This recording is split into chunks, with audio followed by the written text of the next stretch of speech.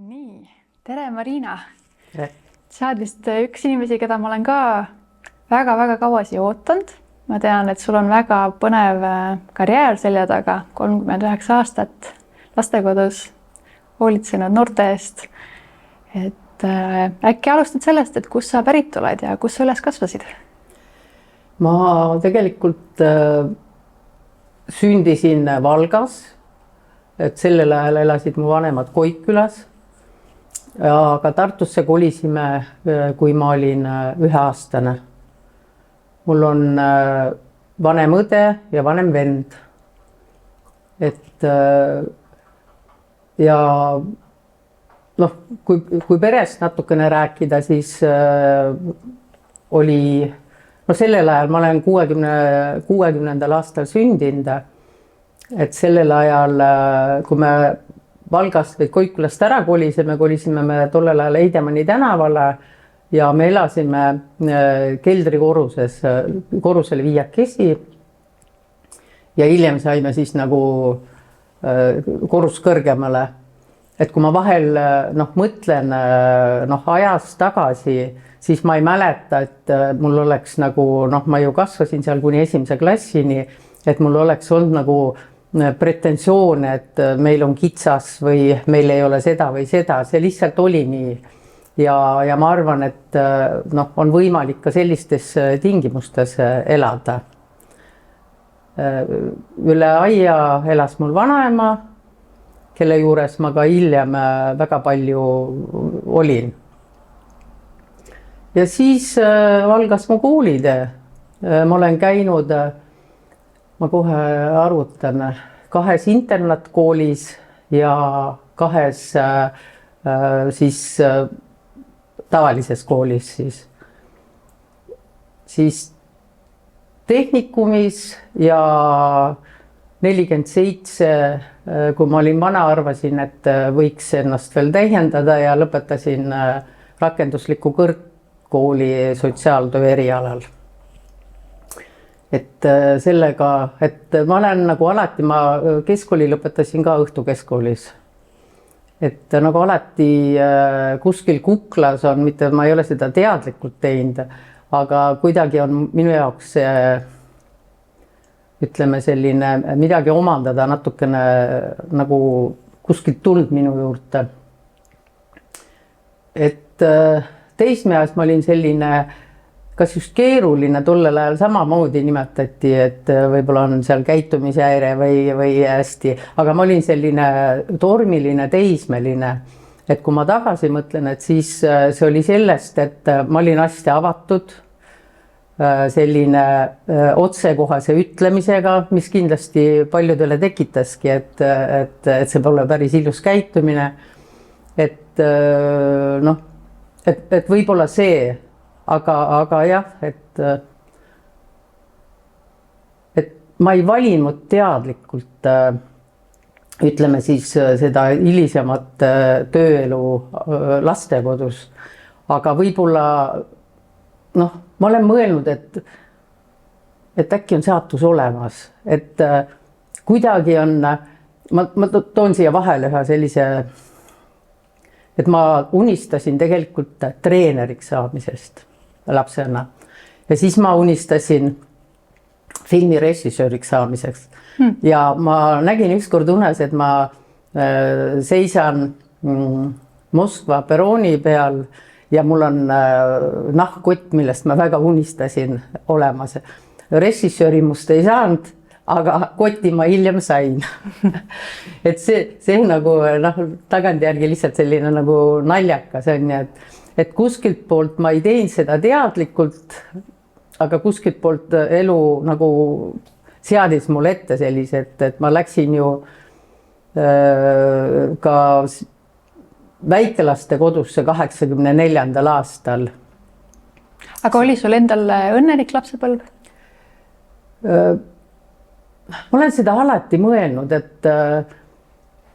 et võib-olla ta ei olnud nüüd õnnetu lapsepõlve, et võib-olla pigem seal teismeas mu vanemad olid hästi töökad. Et nii päeval kui ka öösel nad käisid, olid katlakütet, tegid lisatööd, et 3 last oli vaja kasvatada. Et äkki me ei osanud või nad ei osanud sellel ajal võib-olla niimoodi olla nagu võib-olla ma ei heida midagi ette, aga ütleme, et ma ei olnud õnnetu, aga ilmselt vajasin rohkem tähelepanu, rohkem suunamist, et võib-olla kasutada ära seda potentsiaali, mis ma nüüd tagantjärgi tunnen, et mus oli, aga võib-olla mida ei märgatud siis, et sellega ma võib-olla lihtsalt kaotasin elus palju asju. Samas võib-olla, kas sa näed, et on see äkki tulnud sulle hoopis kasuks hiljem, et sa nüüd oskad natukene samastuda neid teiste noortega? Jah, ma ei ole seda kunagi mõelnud, et ma samastun, et ütleme, kui ma läksin 84. väikelaste kodusse, siis oli see juhuslik valik. Ma olin üksinda, kasvatasin oma tütart ja mul oli vaja tööle minna ja see oli, võtsin lehe lahti ja lugesin, et Noorte Hääl oli sellel ajal, et otsitakse sanitarina, ma alustasin, et tollel ajal oli tervishoiuosakonnale. Ja seal ma alustasin ja ma olen seda, eks ma olen mõne intervjuu ja mõnes artiklis rääkinud, et ma olen seda aega nimetanud väga oluliseks ajaks enda elus, et see oli esiteks, ütleme, see töökeskkond ja need töötajad mu ümber. Et võib-olla esimest korda, kui nad nägid, et mul oli küll keerulisi hetki, aga nad nägid, et minus on midagi olemas. Ja nad toetasid mind. Et minu jaoks oli see selline nagu tagantjärgi perekond ja ma olen korduvalt, kui ma näen neist kedagi, öelnud, et ma olen väga tänulik. Ja ma olen väga tänulik üldse selle aja eest, et ma ju tegelikult kasvasin justkui koos nende noortega.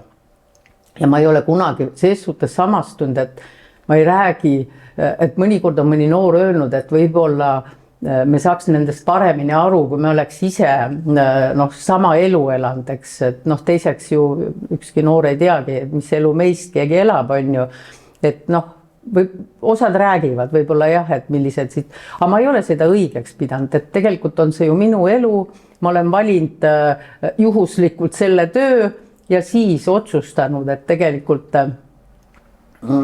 et alguses ma ei ütleks, et mul oli missioonitunne, eks ju, et mida rohkem ma seal olin, on ju, seda rohkem ma tundsin, et mind on toetatud, eks ole, ja mul on aeg midagi tagasi anda. Aga milline see töö sul välja nägi või milline selline argipäev välja nägi 84. aastal? 84. aastal nägi ta selline, et olid samamoodi vahetused siis 12 tundi, öö ja päev, eks ju. Ja lapsi oli tollel ajal rühmas oli 20. Ja tegelikult, kui arvatakse, et loomulikult aega nende jaoks ja oskused olid ilmselt teised, aga meil ju töötajatest olid ka ju väga paljud ju vanemad, eks, ja ka neil olid lapsed. Et kui arvata, et mingitel perioodidel, eks ole, et oli väga hull, siis see sõltub ju inimesest, kes nende kõrval on, eks ole. Et kui sul on seda inimlikkust, on ju, siis sa tuled ka selle 20 lapse märkamisega toime, jah, see ütleme palju rohkem vajatakse, kui mina ütlen, et ma arvan, et ma oleks vajanud rohkem tähelepanu, siis ma arvan, et aastaid hiljem arvavad need lapsed täpselt samamoodi. Aga see, et nagu midagi nagu jäi tegemata, samamoodi olid ju sünnipäeva peeti, rohkem traditsioonilisi üritusi, seal mingid karnevalid ja mingid jõule ja tollel ajal ei peetud, eks. Aga kostüümide õmblemised, sest ega siis töö oli ka tollel ajal, et ei võetud, et ma tulen just koju ja olgem ausad, ma ei võtnud seda kuni lõpuni, sellepärast see ei ole minu kodu, eks. Ma lähen nende noorte olgu nüüd on ta nimetatud asenduskoduks, on ju, nende juurde.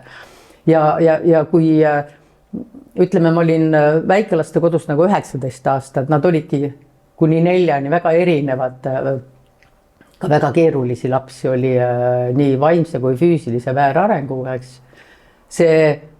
Aga kuna ma olin tollel ajal noor ja ma sain sellest nagu kergemini hakkama sellega, eks ju, et mind nagu ei jahmatanud, sest et ükskõik kui halvasti see kõlab, aga sellise haletsustundega me ei saagi inimesi aidata. Et kas ma tookord endale teadlikult on ju, sa võtadki neid ka, et nad on olemas, sa ei mõtle iga selle tegevuse peale, et seal taga on väga suur erivajadus ja kas ta üldse aru saab, mida sa temaga räägid. Ma arvan, et mingil moel me kõik saame aru, et mis meile öelda tahetakse, eks, et kas kehakeelest või hääletoonist või, et me arvame ja võib-olla siis osad ka arvasid, et nad ei saa millestki aru, eks. Aga see ei ole päris nii, eks. Me ei tea seda. Mis selle öelda põhiline taust tavaliselt oli nendel lastel, et kes sinna sattusid? No sellel ajal võeti üsna, ma ei tea, kas kergekäeliselt, aga võeti niimoodi, et ega vanematel oli väiksem võimalus lapsi tagasi saada kui praegu, sest võeti ära ka vanemlikud õigused. Nüüd reeglina ju, mitte reeglina, peatatakse hooldusõigused, kasvatusõigused. Et väga harva, kui võetakse ära vanemlikud õigused. Ja kuna oli väikelaste kodu, eks ole, siis oli ju sünnist siis kuni 4 aastani, et tollel ajal ju etapiliselt kuni 4 aastani, siis läksid meilt ära, siis olid kuni 7 aastani ja siis veel 3 etappi ja õed-vennad ju ei kasvanud koos. Et tookord jah oli, et osad tulid haiglast otse, vanemad loobusid. Ja eks nagu tänapäevale selline hooletus, vägivalla vormid igas vormis, kuigi tookord sellel ajal ei räägitud väga sellisest seksuaalsest ärakasutamisest, on ju. Ja ma olen selle peale mõelnud, et ka võib-olla praegu, kes noored tulevad, eks, ja neid on noorena ära või lapsena ära kasutatud seksuaalselt, et nad ei oska ju siis neid seoseid luua, kui neile ei tehta füüsiliselt haiget. Nad ei oska seda. Ja hiljem, kui nad saavad sellest aru, et siis tuleb ju see uuesti esile, et on selline, et lihtsalt enda jaoks ka selgeks teha, et on selline võib-olla hea seletada, et erinevad noored, eks ole, on läinud läbi okastraadi, et läbi okastraadi on nad kõik läinud. Et siis sa kujutad ette, mis on okastraat ja sellelt läbi minemine, aga kes on läinud 1 kord või 2 korda või 3 korda ja hiljem, kui sellega ei tegelda, siis kasvab sinna peale liigliha. On ju, sa jätad selle alla ja selle valu vaigistamisega, eks, ju siis hakataksegi ennast lõikuma, tulevad suitsiidimõtted, sest sa oled selle valuga nagu üksi. Sest see valu võib mingil hetkel nagu jääda seisma või sa paned ta lihtsalt kuskile. Nagu ma enne ütlesin, et sa ei oska teatud seoseid luua ja sa ei saa tegelikult aru, kui ebaõiglaselt on sinuga käitutud. Sa ei suuda võib-olla oma tundeid nagu sõnastada ja väljendada. Ja, aga hiljem, kui sa saad suuremaks, sa saad aru tegelikult, mis toimuseks. Ja ütleme see läbi okastraadi minek, see on see valu on ju, me ei saa seda tegelikult kaotada, et kes kuidagi õpib sellega elama. Aga see ülejäänud valu, millega seda okastraadi valu ära võtta, on ju, jääb su kehale. Nagu öeldakse, tegelikult keha mäletab, eks ju. Ükskõik, olgu ta füüsiline, vaimne, keha mäletab. Ja see lõikumine jääb nii või naa, siis jääb su kehale. Et sa pead olema ääretult tugev. Käia saunas, rannas, kui sa näed kogu aeg neid lõigutud, aga noh, väga keeruline on ka, mis keeruline, seda ongi raske seletada ka noorele. Sellepärast, et ütleme, et me oleme igaüks omas ajas, et mina selles vanuses saan aru, mis tähendab olla selles vanuses, eks. Sina oma vanuses saad aru, mis tähendab olla, sina ei tea, mis tähendab olla minu vanuses. Sa võid arvata ja paljud noored arvavadki, et noh, et juba vana, noh, mis ta seal ikka, eks ole. Muidugi loeb, milline suhe sul on noortega, eks ole, et kas nad siis noh, mõtlevad, vana, et räägid seal. Aga tegelikult on ju see, et see elu, noh, ütleme see eluring, sünd, surm, aga elukaar, noh, see on täpselt niimoodi, et kus me oleme, eks ole, ja kui no väga lihtne, et igaüks on meist nagu raamat, eks ju. Et kui seda raamatu lugemise järjepidevust ei ole, ka nagu minul, kui ütleme, kes töötas noortega pikki aastaid, siis on väga keeruline. Sest me võtamegi vahel, et vaata, noh, nagu raamat on ju, ei huvita, paneme kinni, eks ole, paneme riiulile seisma, eks ole. Mis sul võib olla selline kõige raskem juhtum on olnud ja kuidas sa sellega toime tulid? No, ma arvan, et on palju selliseid keerulisi juhtumeid, et pigem on need võib-olla juhtumid või situatsioonid sellest, et sa noh, oled ise ka vahel emotsionaalne, noh, ka mina ju õppisin, eks ju, kuidas noortega olla, et kui ma läksin, siis ma olen 2 asenduskodus töötanud, eks, et olidki nagu väikelapsed ja teises olid siis nagu noored. Et noh, et sa võtad algusest, sest sa tahad ju neile head, eks ju, et sa võtad näiteks, et no kui ma läksin sinna teise asenduskodusse tööle, siis või lastekodusse lihtsam aru saada, siis oli täpselt niimoodi, et noh, suitsepakid vedelesid, kapid. Minu jaoks oli see vastuvõtmatu ja siis tagantjärgi analüüsides oli see, mõtlesin, et miks ma küll nii jäik olin, eks ole, noh, tuhka tealt see suitsupakk, et seal on palju olulisemaid asju, millega peab tegelema. Ja tegelikult mul läks võib-olla sisseelamiseks kuskil pool aastat. Ma tegin niimoodi, et lõin selle keskkonna.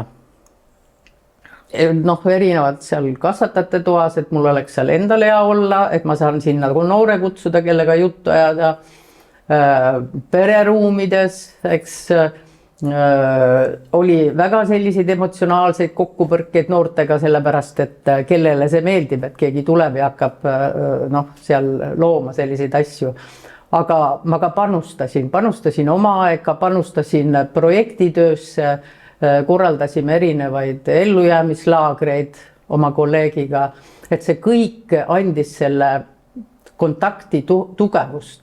Sest ega tahta nüüd usaldussuhet, seda on väga palju tahta, aga kui sul on kontakt ja sul on hea suhe, siis tegelikult sellest piisab, et olla ühe noore jaoks olemas.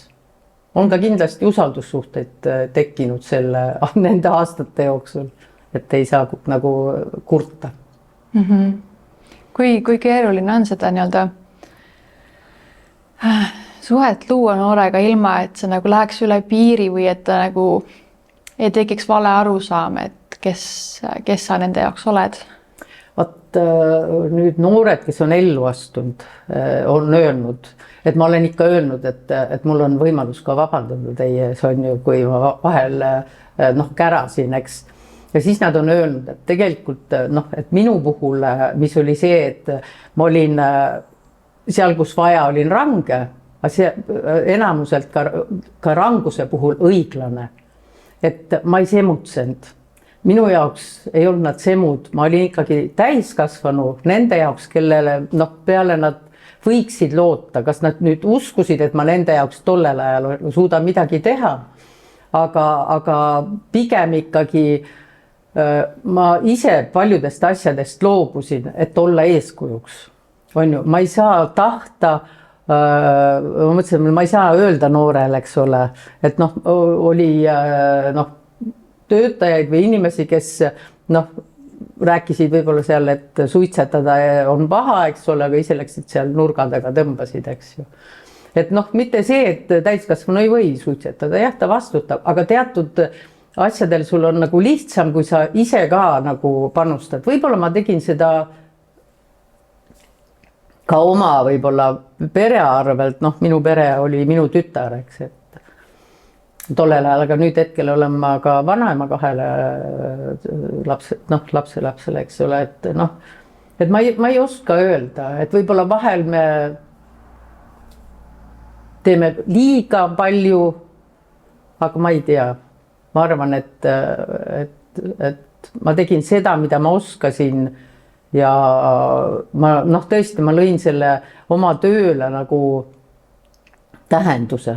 Et minu jaoks on see oluline, muidu ma ei oleks hiljem läinud ju õppima sotsiaaltööd, ma tahtsin rohkem noh, teada, kuidas ma saan teadlikumalt olla nagu noh, abiks ja toetada, eks ole, mitte ainult sellega, et kuidas ma olen nendega käinud koolis koos aineid vastamas, seal psühholoogiat ja et siin noh, et just nimelt see eneseareng sellel erialal pluss see vabatahtlik töö, mis ma samamoodi tegin ju sama valdkonna noortega, eks ole.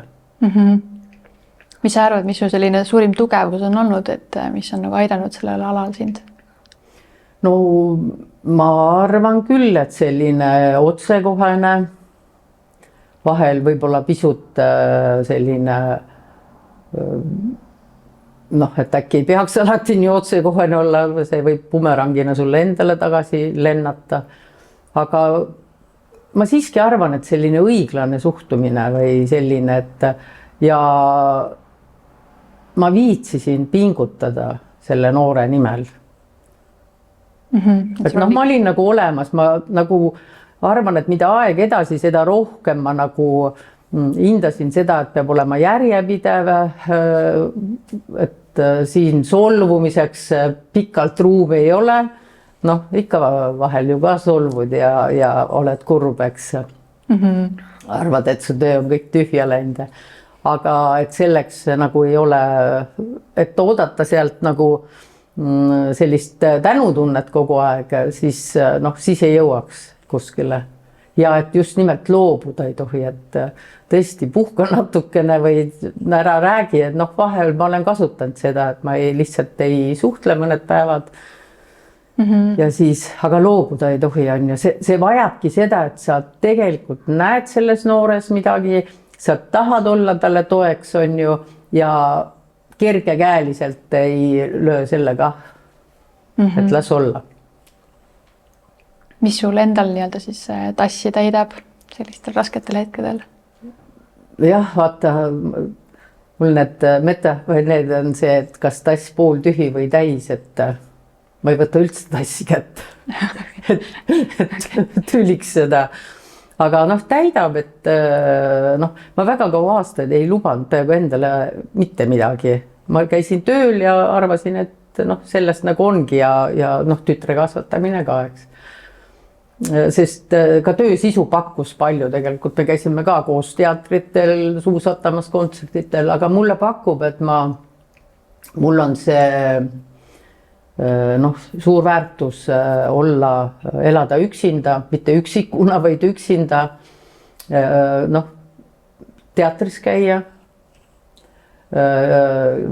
filme vaadata, vaatan selliseid komöödiad, eriti ei meeldigi, vaatan selliseid psühholoogilisi filme, siis lugeda tarkade inimeste artikleid, et saada sellist, et ma tõesti, noh, mitte see, et ma olen ise väga suure silmaringi või laia silmaringiga, aga tegelikult ma väga usun sellesse, et tegelikult tarkus on üks hea asi, et kui sa ikkagi oled teadlik ja sul on rohkem võimalusi elus, et ma olen ka oma noortele rääkinud, et on teatud etapid, milleni peaks jõudma.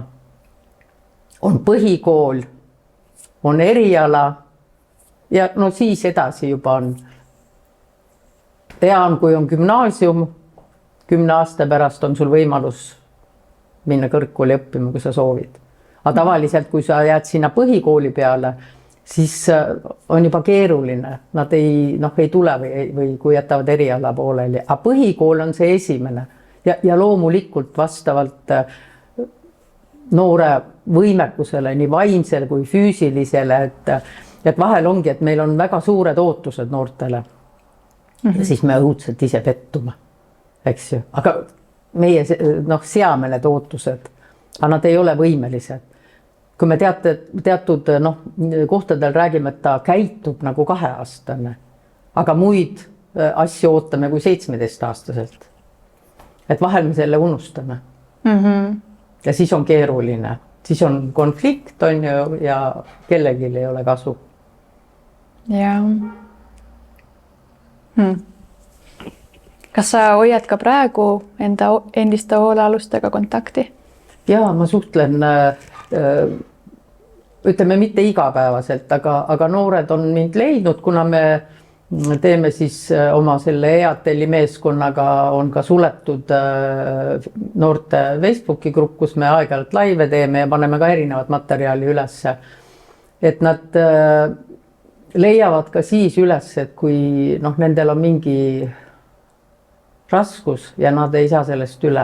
Ja ma suhtlen, mõnega ma suhtlen niimoodi, et aeg-ajalt me küsime, et kui sul on loodud see kontakt ja hea suhe, siis ei ole vaja selleks seal kirjutada või helistada kogu aeg. Kui ma ütlen ühel noorele, et mul on plaanis suvel Haapsalu tulla, tule ja, et meil ruumi küllalt, eks ju. Et kui seda suhet ei oleks, eks ju, siis vaevalt ta kutsuks mind enda juurde. Et ma suhtlen küll ja võin kohe öelda, et ma siin ei kekkuta, et ma olen teatud väga sellistel keerulistel hetkedel ikkagi olnud mõnede noorte jaoks väga oluliselt toetab neid. Kes sind elus kõige rohkem aidanud on?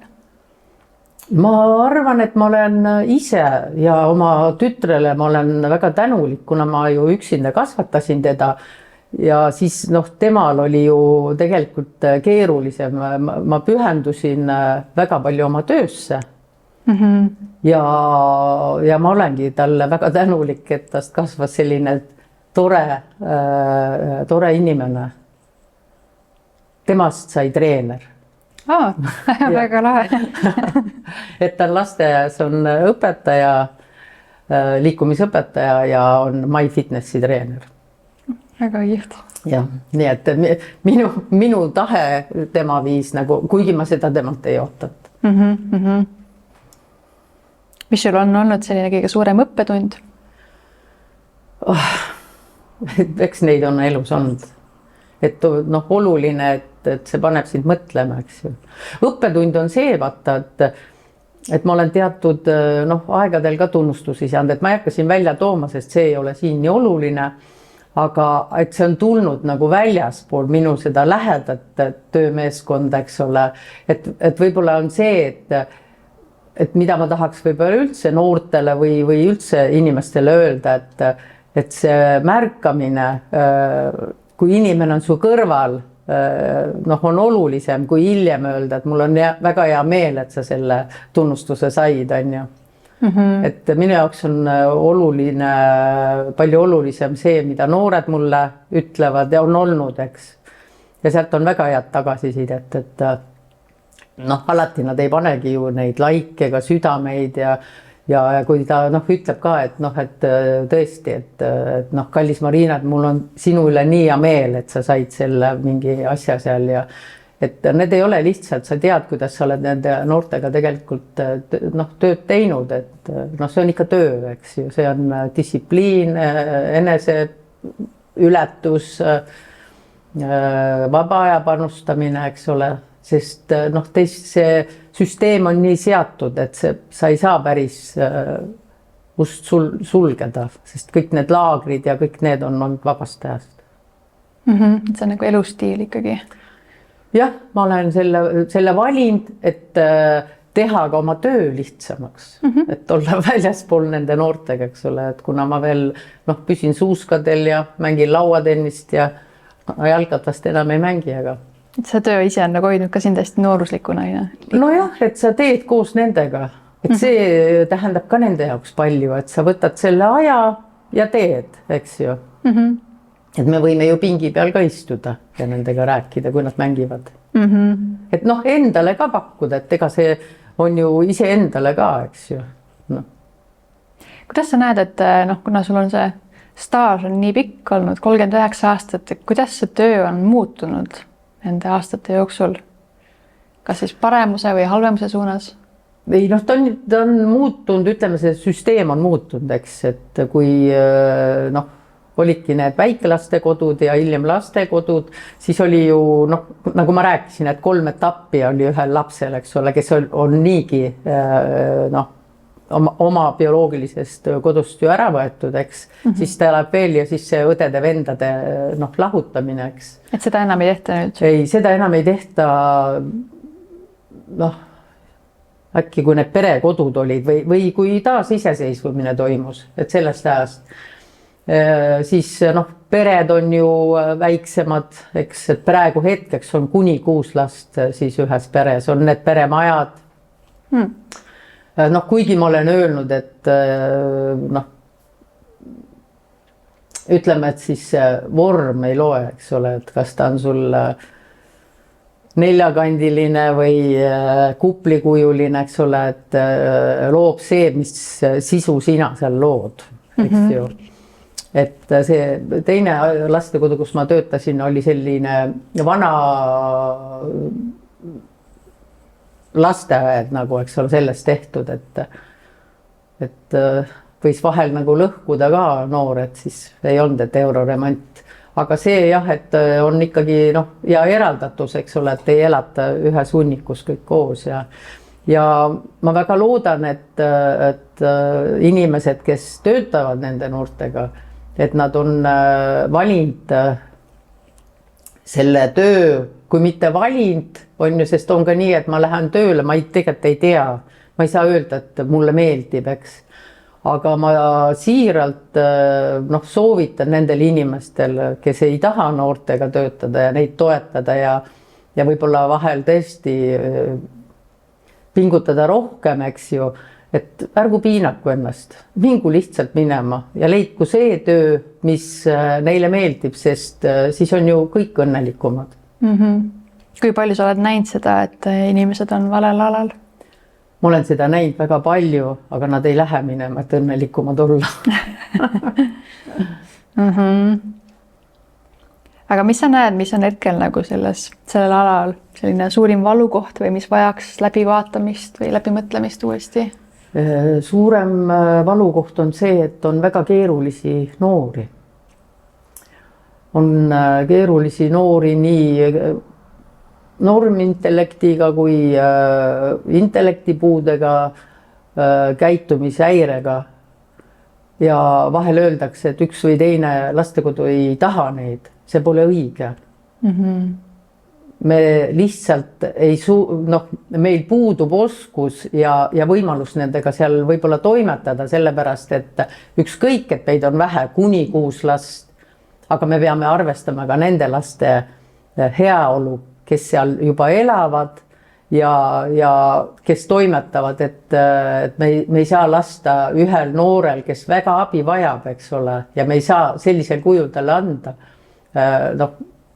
kogu selle pere siis pahupidi lükata, et selles süsteemis on puudu selline keskus, võib-olla selline mitmetahuline, eks ole, kus oleks sellist rohkem teraapiat, noh, räägitakse küll sellest miljööteraapiast ja osa neid mingil määral on kuskile tehtud neid väiksemas mahus, neid kodusid, aga ta peaks olema selline keskus, kus see noor, noh, ütleme siis, kuhu ta ei mahutu, ei ole tema jaoks ses suhtes kohta, et ta ei saa abi. Et me ei saa panna ju kõiki kinnisesse lasteasutuse sellepärast, et ta ei sobitu asenduskodusse. Ka see ei ole nende noorte koht. Et vot seda peaks riik mõtlema, et neid juhtumeid on, kus üks noor on tõstetud ühest kodust teise, et ta ei sobi sinna, siis noh, et kui ta on juba võib-olla seal lapsena kogu aeg sellest okastraadist läbi läinud ja siis ka ju teda tunnetab, et miks siis ühes kohas teise, eks ole, eriti need, kes on normintellektiga. Aga kui sa vaatad nüüd nagu neid noori, kellega sina oled läbi aastate tegelenud, et kuidas see osakaal jaotub, et kui palju nagu sa näed seda positiivset tulemust, kui palju on seal seda negatiivset tulemust? Tegelikult ma näen positiivset. Suuresti positiivset? Jah, enamus. Sellepärast, et selleks ajaks olen ma ka ütleme, ise oskusi on juurde tulnud, eks ole, et sa vaatad teatud asju ka nagu teise nurga alt, eks ole. Et sa vaatad täpselt, et vot selles, et mul on üks noor, kes on ka väga tormiline, ta on olnud kinnises ja lahtises ja nüüd ta on oma. See on tema ja kui ma vaatan teda praegu toimetamas, siis ma olen väga õnnelik või uhke mingil määral. Jah, tal on siuksi langusi ja tõuse, aga et ta suudab teatud asju iseseisvalt niimoodi teha, siis see on rõõm. Ja enamus nendest noortest on toime tulevad noored. On noored, kes on lõpetanud kõrgkooli, on noored, kes on lõpetanud kutsekooli, on noored, kes on kasvatanud üles oma 4 last ja õpivad nüüd kutseharidust. Et enam-vähem ma vaatan, hindan seda positiivselt. Et pigem ma vaatan tagasi ja mõtlen mõne noore puhul, et mida me tollel ajal tegelikult oleks saanud teistmoodi. Sest vahel on niimoodi ka need paigutused erinevatesse kohtadesse, et me arvame, et me ei saa hakkama panema ta kooli vähemalt kuskile kaugemale, eks ju. Ja võib-olla need alati ei ole õigustanud, aga see on tagantjärgi tarkus. Aga need juhtumid, mis on natuke nagu pigem negatiivse tulemusega olnud, et mis sinu hinnangul on nagu saanud määravaks seal? Oled sa märganud mingid mustrid? Ma arvan, et neid on väga palju solgutatud erinevate asutuste vahel. Et see on see põhiprobleem ikkagi. Sest kuskil on see, et arvatakse võib-olla vahepeal, et ta sobitub võib-olla perre, eks ole, vahepeal kinnisesse haigla, ütleme, ossa, et või siis ühte kooli, et tegelikult ma arvan, et on liiga palju nagu katsetatud ja osade noorte puhul ka võib-olla on nagu bioloogiliste vanemate juurde tagasi antud, kuigi need minu töökogemus on see, et nende noorte jaoks on nende, kes suhtlevad, on nende bioloogiline pere väga oluline. Et see on küll raske neile olnud, aga et see vahel on kuidagi sa mõtled selle üle, see paneb sind mõtlema. Aga see on nii. Ja nendes peredes on tavaliselt, ma eeldan siis sellised klassikalised probleemid ilmselt alkoholiga ja vägivallaga. Jah, ütleme, enamus ongi selline hoolimatus, eks ju. Et ongi alkohol, narkootikumid, eks. Aga on ka tõesti selliseid väga valusaid juhtumeid. Millest sina unistad? Mina unistan nüüd sellisest heast vanaduspõlvest, kus ei pea enam väga palju tööd tegema ja saab niimoodi, et kuna ma jään järgmine aasta veebruaris pensionile, hetkel ma praegu lihtsalt võtan aega iseendale, tegelen oma füüsilise ja vaimse tervisega, et oleks selline hea vanaduspõlv. Ja muidugi on mul suur soov, see ei ole unistus, see on, et sõda lõppeks ja ei jõuaks meie riigini. Kui palju, siis kui sa alustasid oma karjääri, kui palju seal olid seda Nõukogude Liidu mõju noorte elus? Nojah, tookord olid lapsed ja väike tegelikult ei olnud, et ma olin ikka üle 20 aasta Nõukogude naine on ju. Et olid ainult need nõuded, ütleme sanitaarnõuded, eks ole, et kõik lapid pidid olema markeeritud ja kõik potid pidid olema markeeritud, aga tegelikult inimestena, see ka ju olenes kust meie ka ise tulime, eks ole, et kui meie jaoks ei olnud oluline, eks ole, see viisnurk ja kaelarätik, et siis. Et seal taga ikkagi leidi oma inimesed ja. Jah, et ei olnud seda küll, et selle, ütleme siis režiimi pärast oleks pidanud kuidagi teistmoodi olema, ei kindlasti mitte. Ma arvan, et ka Eesti oli tollel ajal ses suhtes erinev, ma tahaks uskuda. Mida sa võib-olla soovitaksid ühele lapsevanemale, kes on hetkel oma noorega raskustesse sattunud? Ega vaata ongi väga raske soovitada, sest ei tea lapsevanemat ja ei tea noort, eks, et siin on väga keeruline, aga kindlasti seda, et mitte loobuda, et jääda seal tema kõrvale, sest lapsevanem, kes siis veel, eks. Et see on keeruline, raske, vajadusel alati ei ole ka vaja abi otsida, et alati või teinekord on see, et sus endas on seda olemas, et vähem kindlasti kaagutamist, näägutamist, kuulamist, mida ei ole alati kerge teha, et eks emotsioon ka ju tuleb seal peale, eks, aga kindla peale, et kes siis veel kui oma vanem. Kellele sa seda tööd soovitaksid? Millisele inimtüübile see sobib? No see sobib nendele inimestele, kes ei vihka teisi inimesi. Kes on nii-öelda iseendaga rahul või rahus? Just, aga ega see rahu tuleb ka ju, ega kas mina või sina saad öelda, et praegu rahul, eks ole, kuigi see vanuse vahe on nii suur, eks me ikka vaata teatud hetkedel ju otsi ennast, eks. Aga kindlasti, kui sa juba tööl oled ja sa tunned ikkagi, et sa käid tööl lihtsalt, et sul on vaja tööl käia ja see tekitab see, ütleme suhtlemine noortega ja ega selleks ei pea jalgpalli koos mängima, seal on ka muid võimalusi, lauamängud ja muud. Et aga just see, et sa, ühesõnaga sa tahad seda teha, sa ei pruugi kohe sellest aru saada, eks. Aga enam-vähem ma arvan, täiskasvanud normaalne inimene saab aru, mis tähendab teiste inimestega tööd teha. Ja lastega ja noortega, kellel tegelikult on oma perest ära lõigatud, eks ole. Nad elavad ju mitte omal vabal tahtel, eks ole, lastekodus, et üks noor, ta oli juba, ta tahtis ära minna, ta väga kiirustas, et ta läheb ära ja ma soovitasin tal jääda järelhooldusele, et kasutada positiivselt ära kõik riigi poolt pakutud võimalused. Ja ta ütles mulle, et Marina, kas sa tõesti arvad, et ma olen õnnelik siin praegu? Ma ütlesin, et ma ei arva seda. See ei ole sinu valik, aga kindlasti võimalus. Ja seda ma ütlen ka teistele noortele, et valikud ei ole need, aga võimalus on, et hiljem endale anda vabadus valida. Ja kui oluline sa näed, et on olnud see tiimitöö teil meeskonnas? Seal ei olegi rääkida, see on niivõrd oluline ja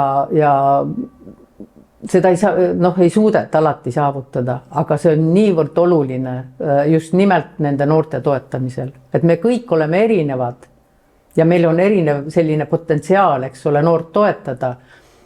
Aga sellised,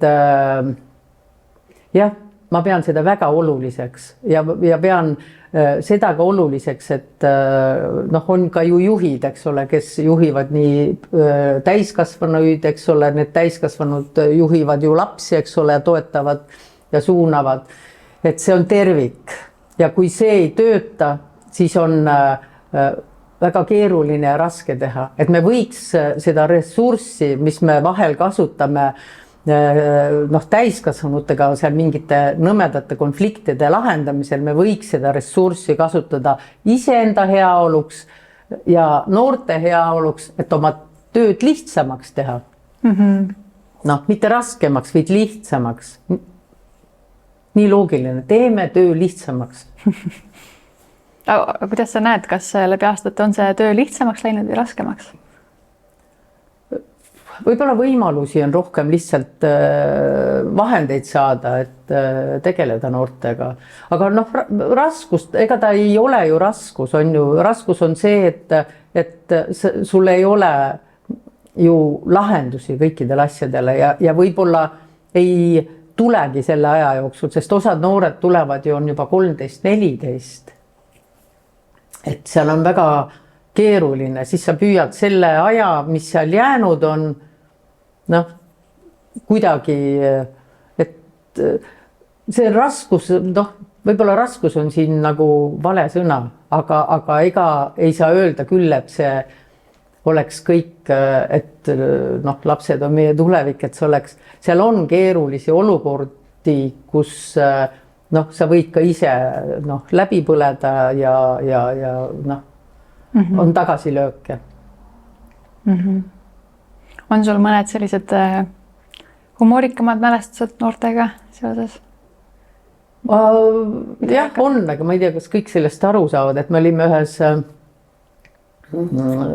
oli selline projekt, et Mäeka Robinsonid ja siis noh, iga aasta siis suvel me tegime seda päris pikalt, ma ei mäletagi, äkki 5 aastal oli noh, väljasõidud ja siis me läksime, oli selline Vahtramädalu oli ja siis seal me küünis magasime üleval ja siis võtsime selle traktori, see Safari sõita ja siis oli veel, saime seal piirivalves käia, kuna see jäi sinna Setu selle Vene piiri äärde, eks ole, ja kanuumatka ja siis kanuuga sõitsime ja siis üks poiss, õnged olid kaasas ja üks poiss, no praegu on juba ise isa ja ütles niimoodi, et ei tea kah, et tina ka ei ole, et kala ka ei võta ja ma ütlesin, et tule kaasa, et me läheme kanuutama, et Vene piiri ääres on, et mine üks samm üle Vene piiri, sealt tina nii, et vähe ei ole.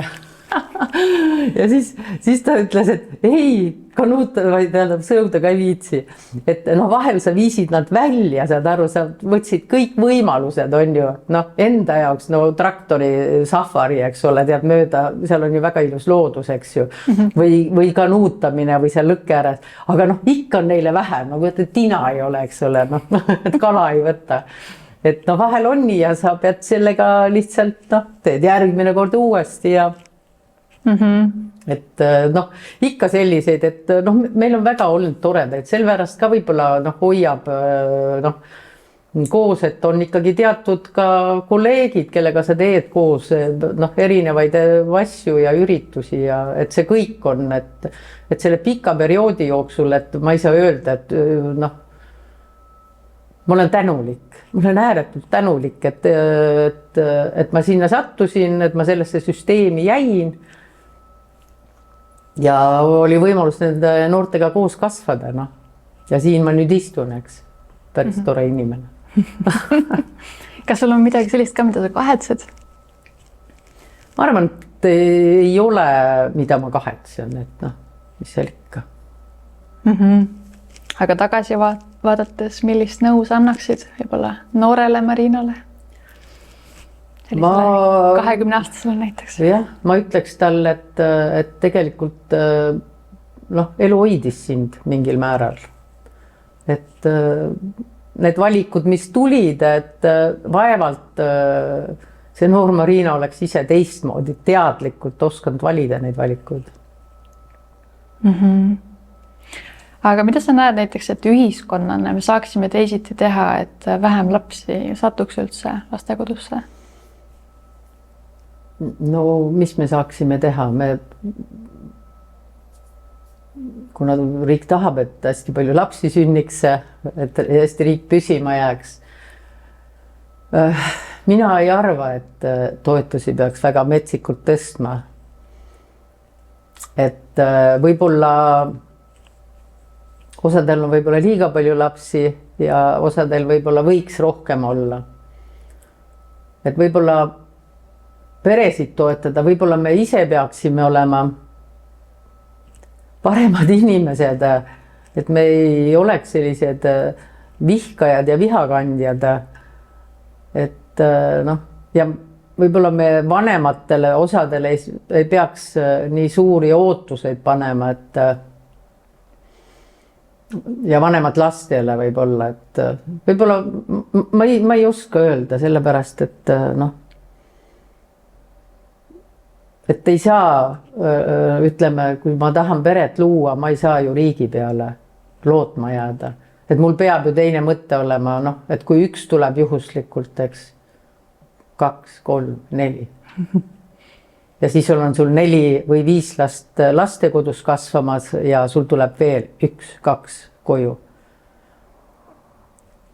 Et seal on kuidagi see, et ja võib-olla ma paneks need vanemad rohkem vastutama mitte rahaliselt, neil pole midagi seal anda, eks, kuigi neilt mingi summa nõutakse nagu elatisena ka sisse riigile, eks. Aga vastutama selle eest, et nendel oleks rohkem kohustust võib-olla, mitte see, võib-olla lapsed ei tahagi neid näha. Ma paneks neid vabatahtlikku tööd tegema maantee ääres teid koristama ja võib-olla metsast prahti korjama ja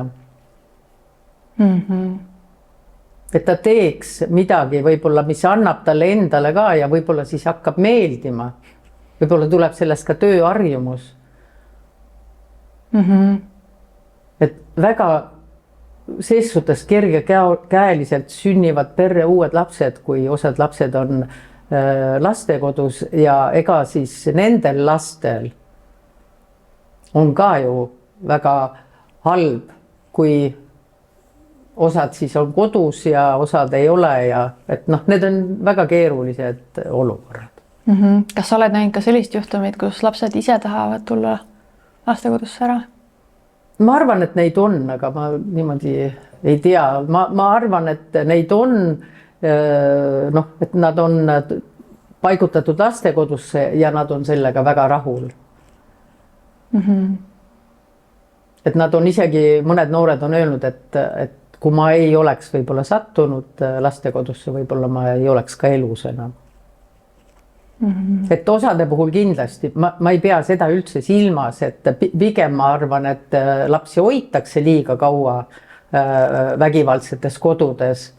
Et pigem saab mitte laps võimaluse kasvada turvalises keskkonnas, vaid vanem saab kogu aeg võimalusi ennast parandada, mida mõni ei tee lõpuni.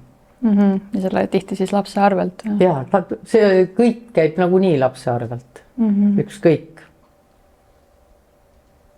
Oled sa ennast armastatuna tundnud? Ma arvan, et olen, et ma see, noh, ma ei oska öelda, sest ega meie peres väga ei öeldud ju sellel ajal, et ma armastan sind, et ma mäletan, võib-olla see on selline näide, et ärge seda järgi tehke, et ega mina ka ei oskanud ju väga öelda ja mina kuigi oma tütart väga armastan ja tollel ajal ma kirjutasin talle luuletusi ja kaardi peale, et mul on need alles, noh, et saab ka niimoodi edasi anda, kui sa teistmoodi ei oska. Igaühel on oma keel selle jaoks. Väga kihvt, aga suur tänu sulle oma lugu jagamast. Väga huvitav oli.